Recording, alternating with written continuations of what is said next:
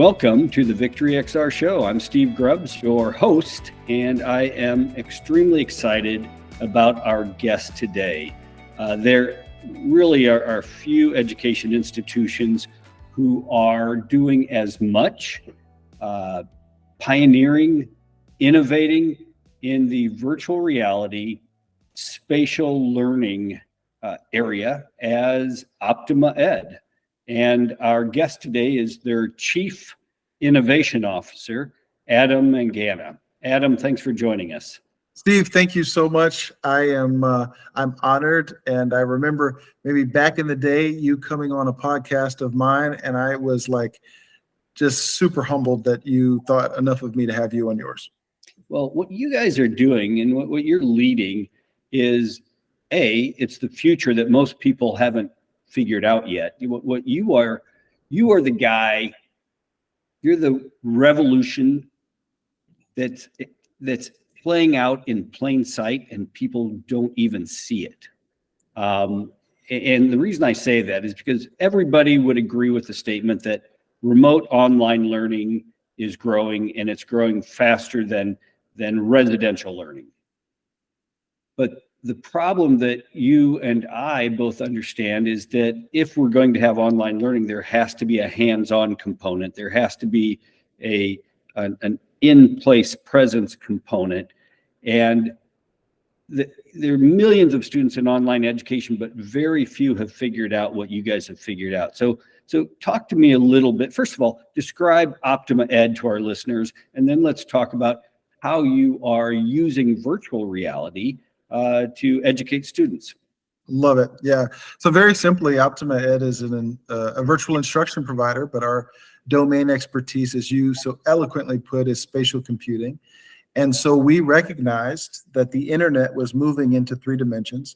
At the same time, interest rates are going out of control. Commercial real estate has incredible amounts of pressure. We are navigating pandemics and school shootings and all of the things that kind of incentivize people to evaluate their current educational model. And so, Augustine says the words printed here are concepts, so we must go through the experiences.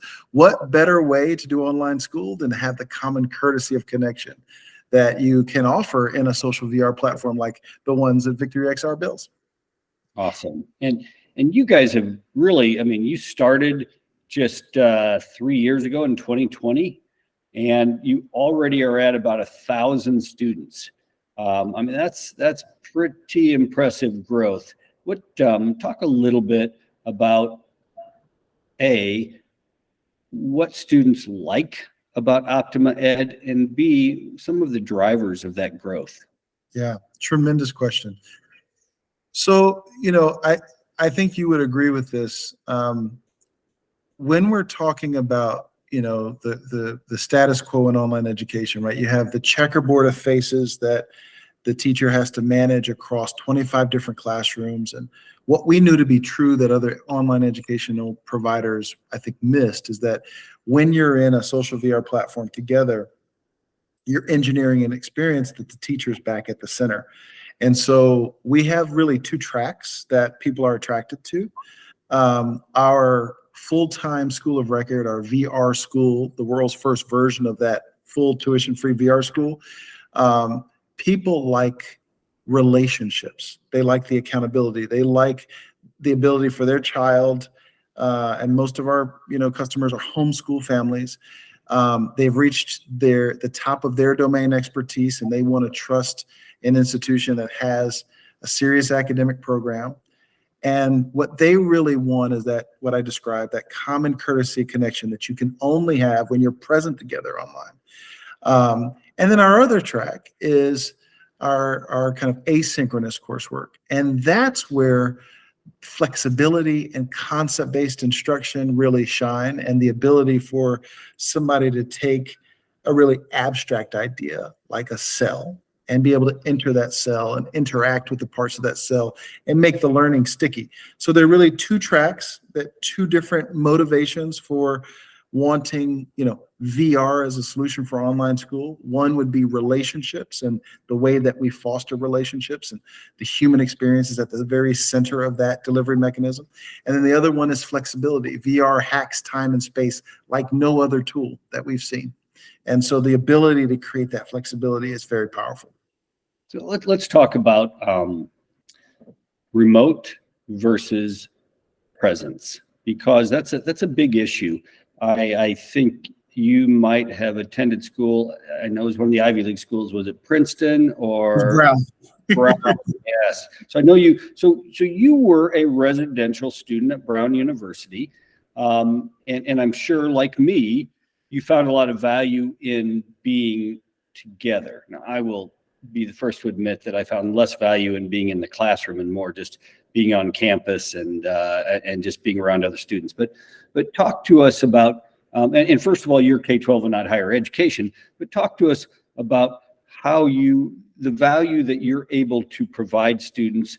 And if you could describe to our listeners, some who may not be that familiar with group synchronous virtual reality classrooms, talk a little bit about how you utilize that to bring students together, even though they may be 1,000 miles apart.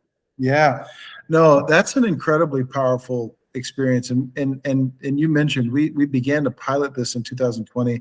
The world kind of pivoted to Zoom, and I mailed VR headsets home from the perspective of running a school. And we were looking to solve the loneliness problem, Steve. And so when you think about what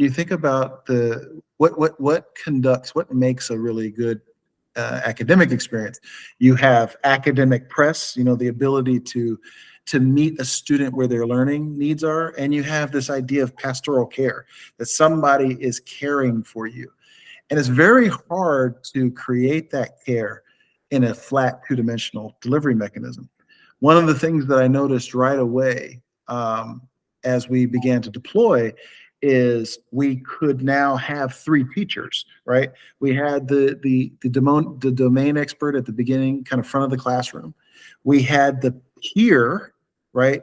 That student who was present together with other students, learners, interacting and benefiting from each other's collaboration. And then we had the location as the third teacher. And so that is a really powerful idea, because now we can really live out the promise of Magic School Bus, right? We can start out in what might look like a traditional classroom, but why in the powers of spatial computing would you actually stay in what looks like a box with desks? You'd want to go to the bottom of the ocean, or back into ancient Rome, or on the moon, or in a science lab. These are incredibly powerful use cases. You think about the power of language acquisition, right? And language teachers know instinctually the power of context for making learning sticky, right? What better way to learn Latin than to be in the Vatican? These are really influential ways. The other thing that I think you figured out and we figured out is the arbitrage that exists. It's very hard to recruit teachers to teach in Zoom school. We've found it really easy to recruit teachers to teach in the era of spatial computing. And that has been incredibly compelling, because we have a very long waiting list for faculty, and we've been able to pick the very best faculty. So I think what's promising is, in the era of spatial computing, I think the teacher becomes even more important. Now, the teacher also becomes more efficient. And so I think those market forces are going to drive more and more schools to create digital twins, something a lot about. Our guest today is Adam Mangana, Chief Innovation Officer of OptimaEd. Adam, I'm going to push you just a little bit further on this issue of social. So, on Zoom, students can all come together. You could have 30 students. They all have their own little box. They can talk, they can socialize, they can chat, and they can be together. How is what you're providing different than the type of group interaction that they get on a Zoom call? Yeah, great question. Zoom was engineered as a conference call. And so for those of us who have spent time thinking about pedagogy and thinking about education deeply, we wouldn't conduct 8 hours of school on a conference call. That seems to be an absurd idea, but that's where the technology was. And I'm reminded, you were talking about a revolution not being televised. I'm reminded of that image of 1968, the mother of all demos, where you see kind of a very flat, two-dimensional screen, and it's the first version of what becomes Microsoft that we see demoed. And then you see juxtaposed a week later, right, the Sword of Damocles and the VR demo. And we have this pathway in 1968 where we can choose between what is two-dimensional and what is immersive. And of course, what was pragmatic at the time, because we just didn't have the compute power, was to go with the kind of the mother of all demos route, the two-dimensional delivery mechanism. And we're in the same place in the way we consume online school. The first version of online school was developed as correspondence courses, and then we had the ability to embed video, and so now we have these video chatting, but that's not the native and natural way for us to interact and learn together. We want to be present together. Now, what I think being online provides, we don't want people to live in the digital space for 24 hours a day, but what we want is to make work more efficient so that they can more appreciate the natural world and more appreciate relationships in person. And so I'm raising my 2 children on a farm in rural Mississippi. They are able to do what has traditionally been an 8-hour school day in about 3.5 hours. And then they have time to work on the farm. They have time to be engaged with co-curricular activities. They have time to be entrepreneurial. They have time to be present with friends in a way that they weren't able to do when we were running around in car lines and trying to navigate the slings and arrows of, commuting traffic. I think that it is inevitable that more and more people are going to try to make work and learning more efficient and actually make more time to appreciate these social relationships. So we don't want to recreate, Alabama football necessarily in VR, the stadium experience, but we do want to take, things like what you guys have developed with, chemistry labs, and we want to be able to try experiments that would be risky or dangerous in real life, and we want to be able to go to the moon or, enter inside of an atom. These are things that you just couldn't do otherwise. So the promise of VR learning on the social front is massive, but it doesn't mean that children aren't going to interact in the natural world. All right, Adam, after students finish a course in OptimaEd, are they going to be smarter or dumber than their counterparts in the real classroom? Well, this is a tremendous question. We were very fortunate in year 1 to be able to have outcomes that were stronger. And so, the reality is virtual reality learning, concept-based instruction has been proven scientifically to be more effective. I still think teachers matter. I think that, that part of the secret sauce of what we have put together is not only delivering the platform, but training the teacher. I think right, Alexander doesn't become great without Aristotle coming to his home. And I think the ability that VR has to attract and optimize really good teachers that are committed to the pedagogy. Because as you know, the VR teaching and learning is different. It's different in that you have to have more facility with the platform. You have to be able to understand the use cases for what I'm calling concept-based instruction, right? Teaching things in a concrete, taking things that are abstract and making them concrete, right? And so we spend a lot of time training teachers on how to use the tool, and that training has led to better outcomes, just measurably better outcomes. Yeah, there's a lot of different data that we look at, but one piece of data is the PwC study from 2021, led by the amazing Jeremy Dalton. And, that study showed that students learn 4 times faster than in a traditional classroom. and why. There was a study at a Taiwanese university where they put a device on the head of students who were learning in a traditional classroom and in virtual reality. And then it would show how much the brain cells light up.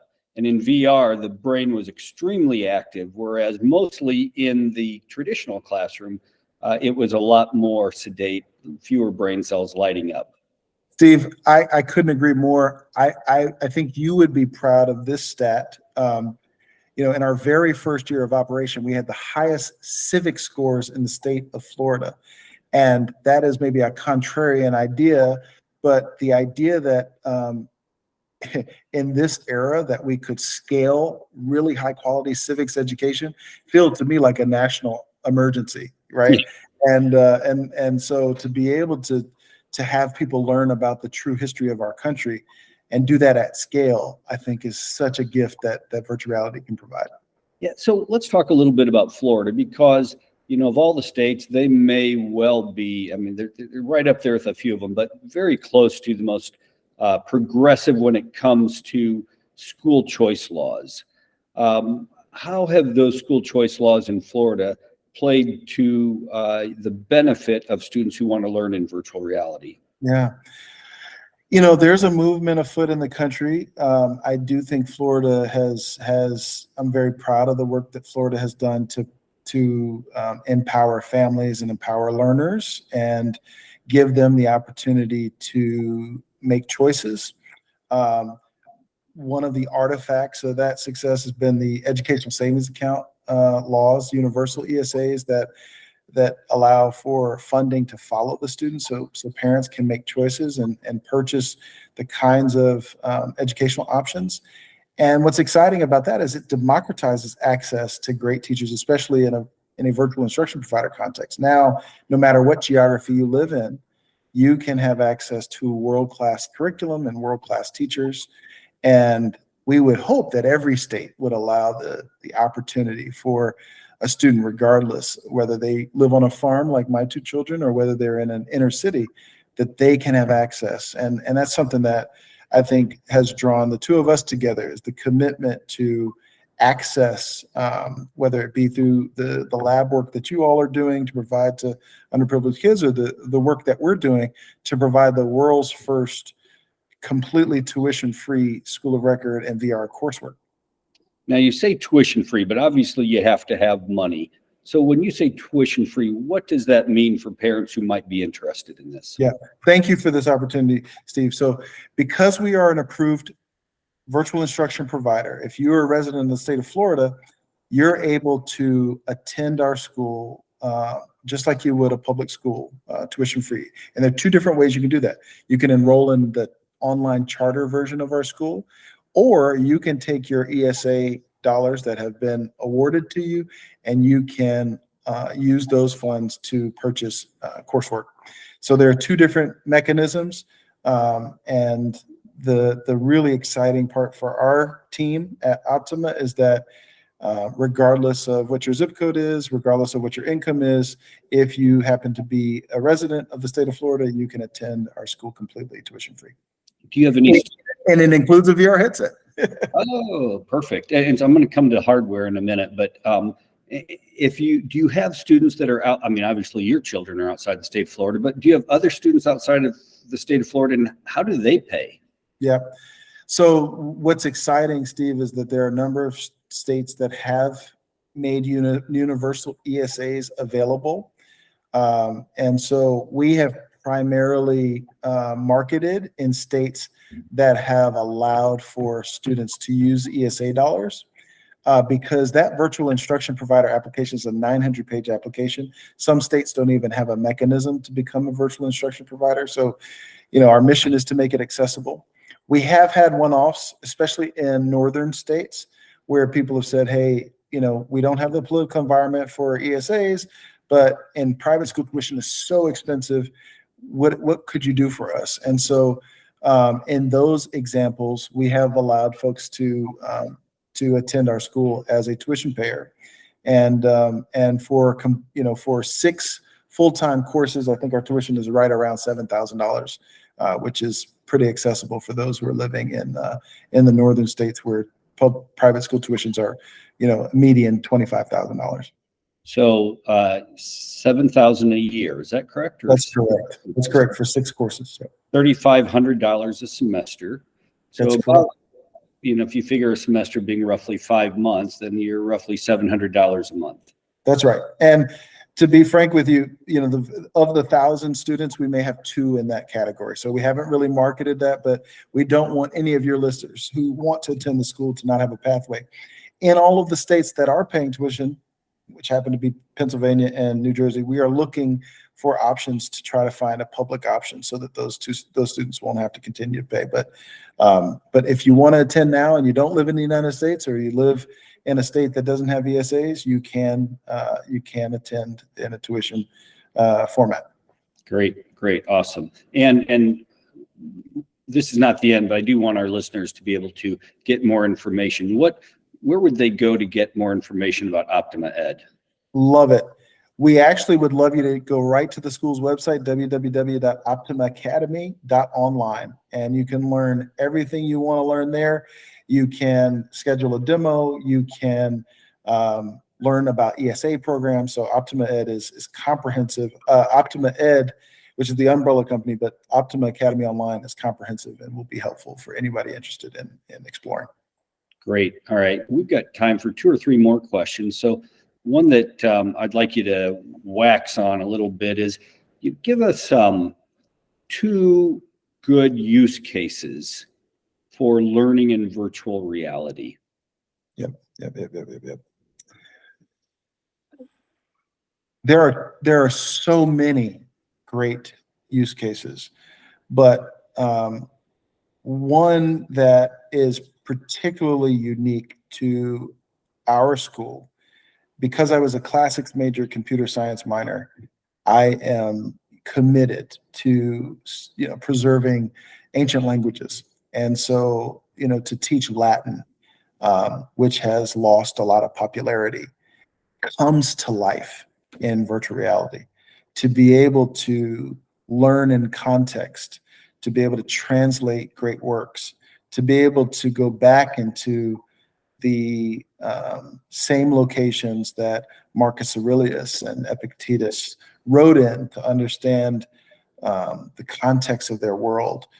It's the closest thing we can come to, Steve, to a great book. So that's maybe a contrarian answer, not one that many people would think of, but you imagine not only the context, but taking declensions, breaking them up, teaching grammar, a well-ordered language, and teaching it conceptually, where students can actually build on that language acquisition physically in that digital space.